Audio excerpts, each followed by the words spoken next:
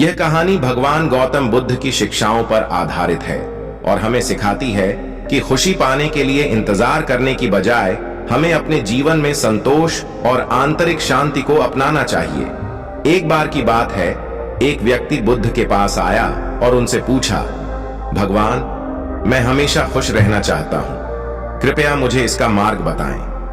बुद्ध मुस्कुराए और बोले, तुम्हें खुशी पाने के लिए इंतजार करने की आवश्यकता नहीं है। खुशी कोई ऐसी चीज नहीं है जो बाहर से प्राप्त होती है, यह हमारे भीतर ही होती है। बुद्ध ने व्यक्ति को एक कहानी सुनाई। एक गांव में एक अमीर व्यक्ति रहता था।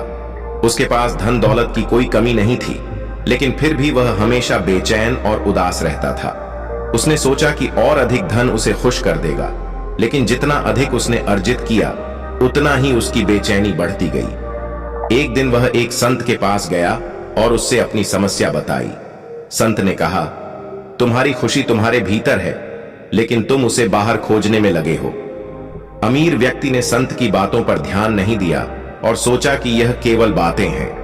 लेकिन जैसे जैसे समय बीता, उसकी बेचैनी बढ़ती गई और उसने संत की बातों को समझना शुरू किया। उसने धीरे धीरे अपनी आंतरिक शांति पर ध्यान देना शुरू किया और अपने भीतर संतोष ढूंढने का प्रयास किया। कुछ समय बाद उसने पाया कि अब उसे बाहरी चीजों की उतनी आवश्यकता नहीं है। वह छोटी छोटी बातों में संतोष महसूस करने लगा। उसके मन की बेचैनी धीरे धीरे समाप्त हो गई और वह वास्तव में खुश रहने लगा। बुद्ध ने उस व्यक्ति से कहा, खुशी पाने के लिए तुम्हें किसी बाहरी चीज का इंतजार नहीं करना चाहिए। जो कुछ भी तुम्हारे पास है उसी में संतोष पाओ, यही सच्ची खुशी है।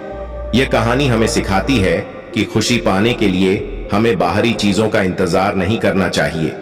संतोष और आंतरिक शांति को अपनाकर ही हम वास्तविक खुशी पा सकते हैं।